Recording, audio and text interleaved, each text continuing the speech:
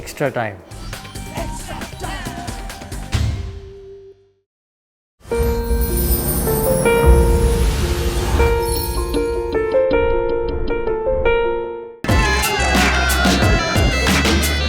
যুবভারতী ক্রীড়াঙ্গনে দলের অনুশীলন দেখতে এমনিতেই লাল-হলুদ সমর্থকরা আসেন।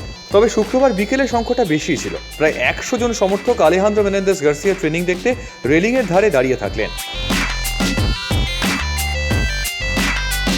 কেন কোচ নিজেদের মাঠে অনুশীলন করাচ্ছেন না, এই দাবি নিয়ে বৃহস্পতিবার ক্লাব তাঁবুতে গিয়ে কয়েকজন ইস্টবেঙ্গল সমর্থক তাদের প্রতিবাদ জানিয়ে আসেন। যদিও ক্লাব তাঁবুতে যাওয়া সেই সব সমর্থকদের দাবি দাওয়াকে নস্যাৎ করলেন এই সমর্থকরা। বুঝিয়ে দিলেন তারা কোয়েসো দলের পাশেই রয়েছেন। ক্লাবের মাঠে প্র্যাকটিস হলে সবার ভালো লাগবে, কিন্তু ক্লাবের মাঠটার তো এখন কন্ডিশন নেই প্র্যাকটিস করার মতো। তো হঠাৎ করে কালকেই গিয়ে আমরা বলে দিলাম যে ক্লাবের মাঠে প্র্যাকটিস করতে হবে, সম্ভব নয়। আমরা তো অনেক বেটার মাঠে প্র্যাকটিস করছি।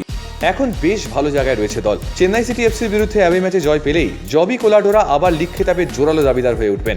তাই এমন অবস্থায় সেই সব সমর্থকদের বিক্ষোভকেও সমর্থন করছেন না ওরা। আমি করছি না, আমি কেন, এখানে যারা সমর্থক আছে তারা কেউই এই ধরনের আশাকে কোনো ধরনের সমর্থন করা যায় না।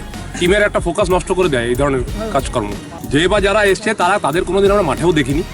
তারা কোথা থেকে এসছে, কিভাবে কেন এই ধরনের টিমকে ফোকাস নষ্ট করে দিতে যাচ্ছে, আমি সেটাই বুঝতে পারছি না। একই সঙ্গে তাদের প্রশ্ন, হঠাৎ বৃহস্পতিবার বিকেলে কিছু সমর্থক কেন বিক্ষোভ দেখালেন?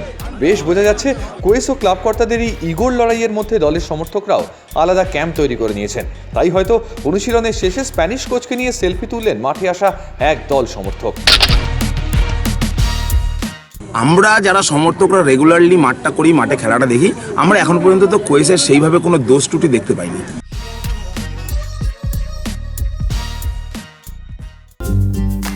লেটেস্ট নিউজ আর এক্সক্লুসিভ ভিডিওর সঙ্গে আপডেট থাকতে এখনই সাবস্ক্রাইব করুন আমাদের ইউটিউব চ্যানেল। বেল আইকনে ক্লিক করতে ভুলবেন না যেন।